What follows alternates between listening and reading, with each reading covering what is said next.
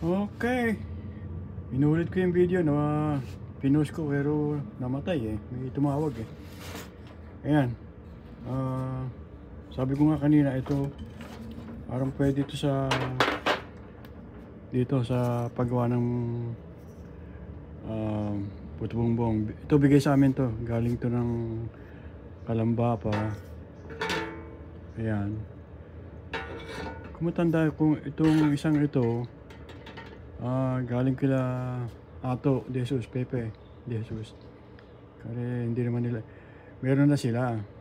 So binigay sa amin itong extra na atin na yan. Hindi pa namin nagagamit yan. Tingnan lang ko lang kung pwede ba ito. Pwede naman siguro. Yan. Ganyan siya eh. So, eto na. Maputol ko siya. Eto na siya. Maputol. Ayan. Bubutasan niya siya dito. Doon. Maliit na butas. Dito ang pasok ng ano. Ayan. Parang ganito. Ayan. Halos magkapareho lang eh. Ganun din dito. Ayan. Ayan. Ayan. So, ayan. Kinutol ko siya dito sa aking circular saw. Wala kasi maghawak nito ng aking cellphone. Teka, pero ayan. Ito, maganda to eh, malaki eh. Mga tatlo siguro to is malaki siya eh. Tama-tama kapareho nito eh. Okay, we'll see.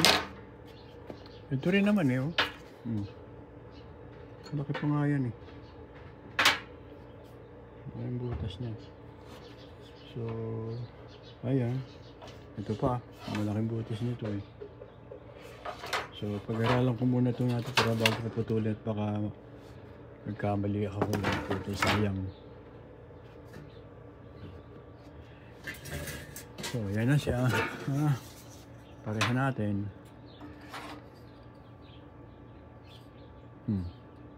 Yun, bubutasan ng maliit lang dito sa dulo para yung steam pataas. At ito naman yung ano, yung dito nakalagay yung sa puto bumbong. Yan, ganito siya.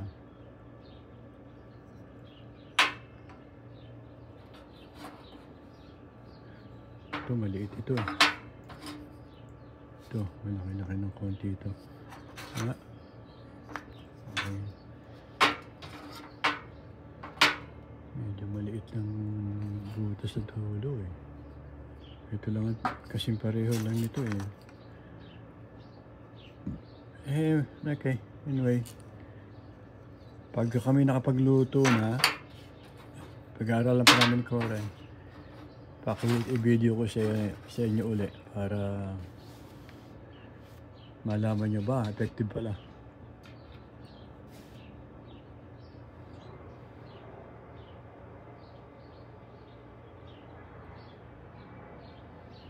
Sa likod ako ng bahay at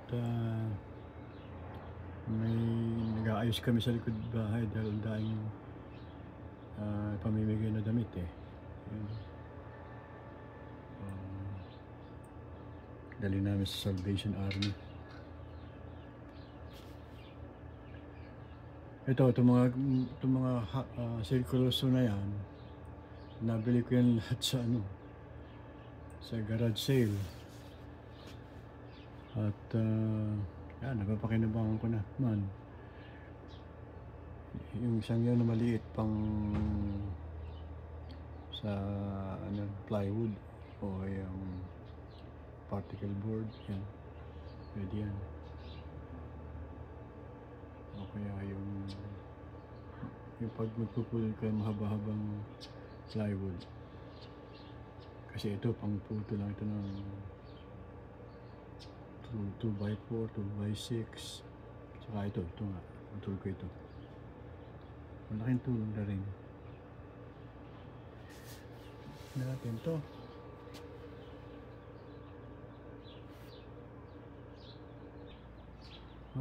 Napansin ko lang kasi ako'y papasok sana itong aming kapitbahay.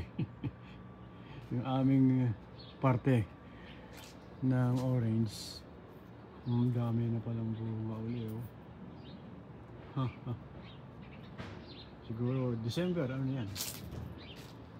Mga hinog na yan. Ngayon pa lang matatamis na yan. Yung iba niya, yung mga medyo ito, matamis na yan. Gusto ko yung orange talaga, kulay niya.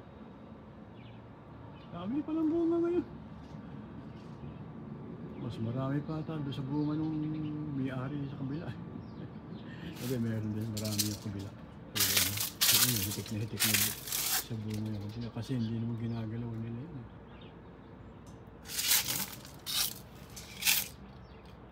Hindi nila ginagalaw yun eh. Ang dami.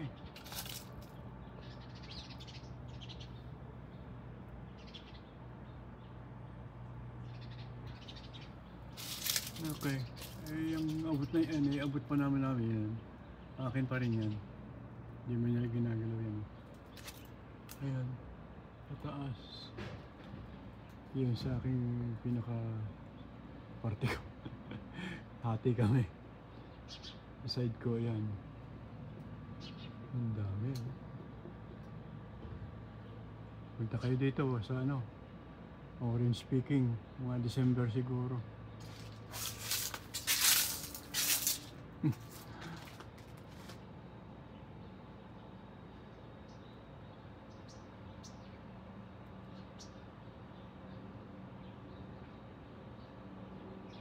Marami, no? Post ko na ulit. May kukunin ako sa loob ng bahay.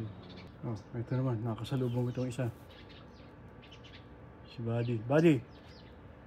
Nasaan si nanay mo? Cora yun. Yan ang lagi ng katabi ni Cora. Lagi sa hindi tatabihan sa amin.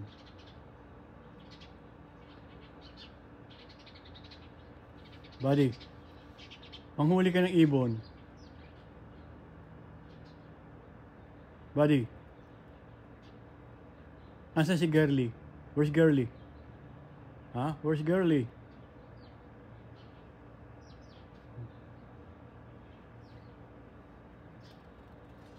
Yan yun sa dalawang aso ko. Yan yung pinakamatigas ang ulo. Stubborn yan. Pag gusto niyan lumabas, lalabas yan. Ang hirap naman papasukin.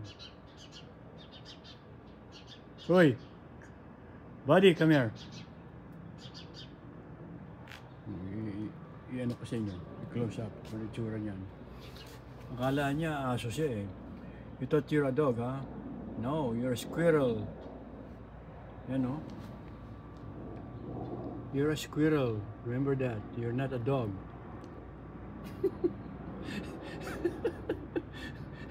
Galit ka. Galit ka. Talaga naman eh. Napulot lang kita doon sa harapan ng bahay. Nalaglag ka doon sa puno eh.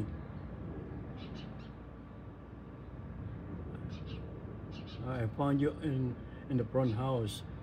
Looks like you fell down from the tree. Andun yung mga ano mo.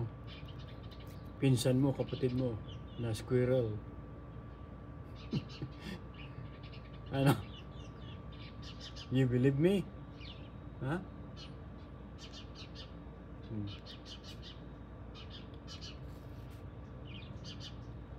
You're not a dog, you're a squirrel. Huh? Buddy? Buddy? Buwan, di mo pinapansin ha? Galit ka? Are you mad? Siya. Yan. Yan ang pinakamatigas na ulo sa akin. Dadalawa lang naman na aso. I only have 2 dogs. But this one is the most stubborn.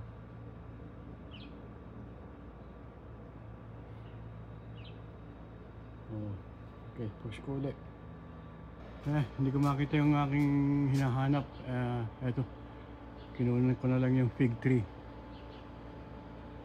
Eto, sa likod namin. Ang haba na pala, ang laki na pala, taas na pala. Ayun, oh. Nakikita niyo yung pinaka bunga niya. Ayan. Dalawa doon. Pero ano na yan?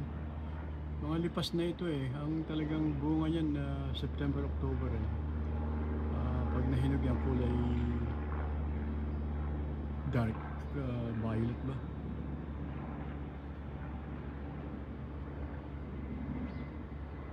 Ang ano niya, ito, ang dahon niya. Para magkaroon lang kayo ng idea. Ang dahon niya, kung alam niyo yung dahon ng as-is, ayan siya oh. Pwede nga ipang as-is to eh. Hindi ko pa natatry ha. Pero kasi wala naman ditong lilinising kahoy na hindi katulad sa atin na nung kami sa Kalambanon, ni-is-is namin yung aming pasimano, yung hagdan. Pati yung natutuyo na eh. Kasi fall ngayon, ayan, nalaglag na yung mga dahon na yan. Tapos dito, tininim mo kung sayote. Ba, matlaki, mahaba na ah. Wala pang bunga eh. Pero siguro mga December, ibibunga na ito. Meron akong sayote sa LA noon eh. Naku, ang laki no pa, ano, parang gubat. Daing bunga. Maabot nga sa bubong ng bahay namin eh. Ayun eh, yun yung mga kawayan na pinapatay namin, hindi namin maputos. Mahirap talaga eh, mahaba yung ugat, malalim. Pero doon, nagawa na namin, kaya lang yung visible na naman. Visible na naman.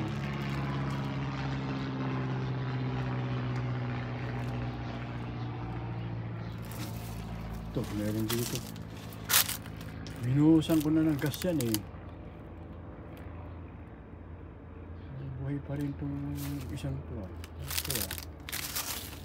Kung meron kayong mga recommendation na paano patayin ito, bumili na nga ako ng ito, binuhos ko dyan eh. Ayan.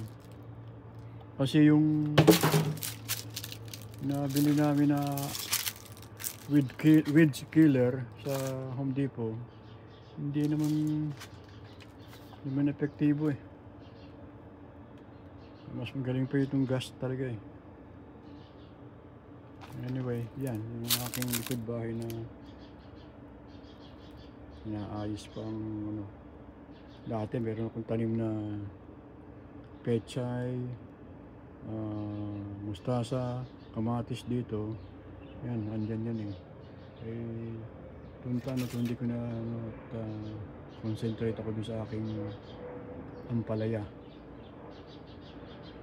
At saka sa aking mga kalamansi dun sa labas, puno, bayabas, sa labas, sa harapan ng bahay. Yung ampalaya ko, kahihintay ko na muti. Dahil ang bunga niya puti. I don't know, kung nakita niyo yung unang vlog ko na ang kulay ng mga ampalaya ko puti. Ayan, tayo. Sige, tigil ko muna to at balik na ako doon sa aking ginagawa.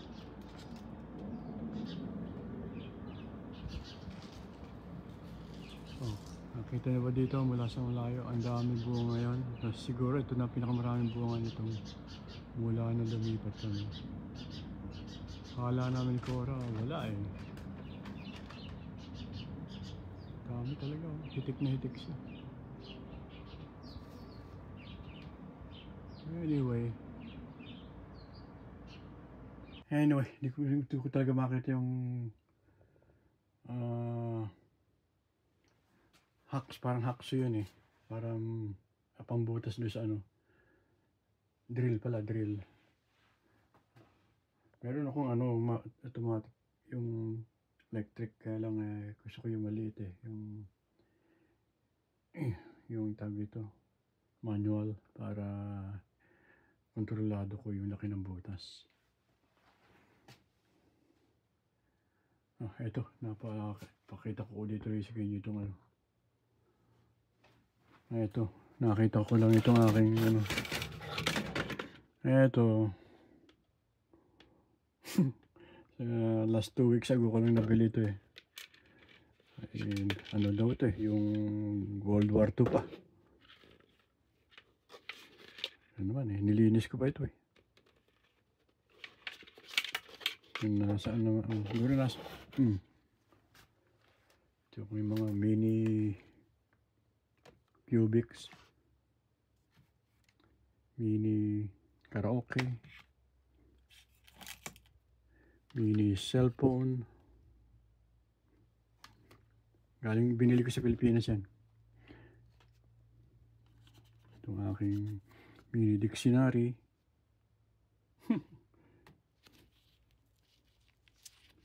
Meron namang ano, nababasa mo pa naman.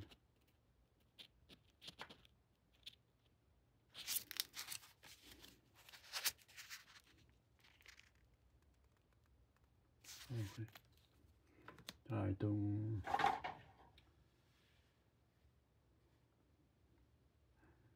mga license plate ng ano, buong Amerika. Kung ano ang design nila. Ito yung California eh.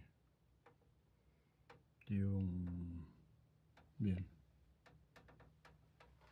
Sa New York at saka ano, nakasingit dun eh.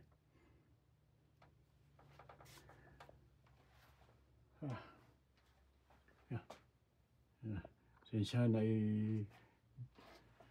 natutuwa lang ako pag medyo na-stress ako, wala na akong ginagawa dito, pumapasok at ayun, bakit ako na parang therapy ko na to, na mawawala yung aking stress kung meron man.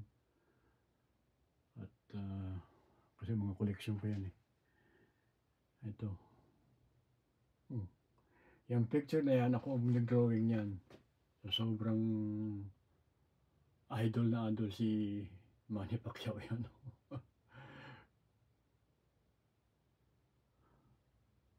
Okay naman eh ba?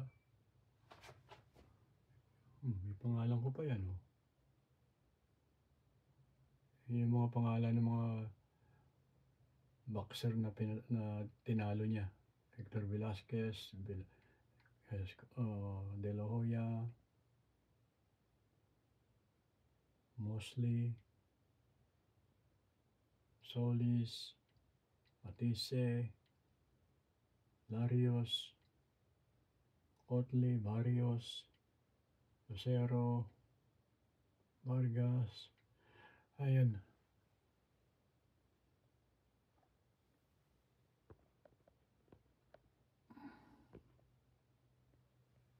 Yan.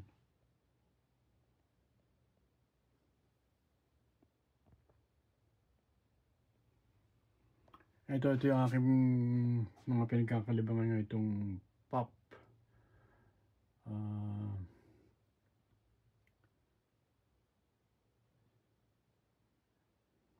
Nakakuha ko na ito. Yung kauna-unahan niya, no? 01. Yan yung serial number nila eh, kung pang ilan sila eh. 409, 84, to 1,232 na yan. Ayan.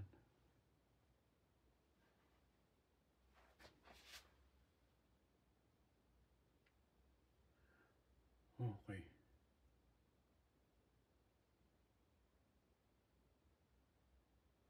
Saan ako rin nabili yan? Sa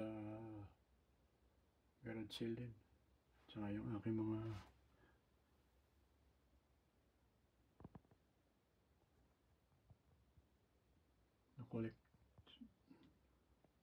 mga collection ko rin ng helicopter, yung B-52, yan.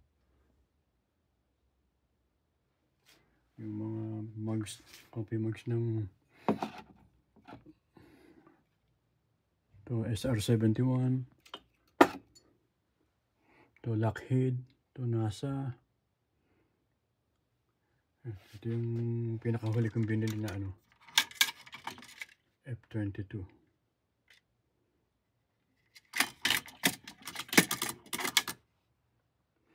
Ito yung F-16. Ito yung YF-17.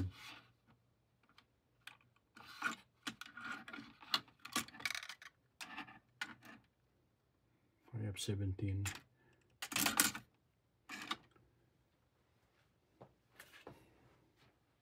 Space Shuttle. At yung dalawang helicopter. Itong carrier, yung Nimitz. USS Nimitz daw yan. Sige, stop ko na ha.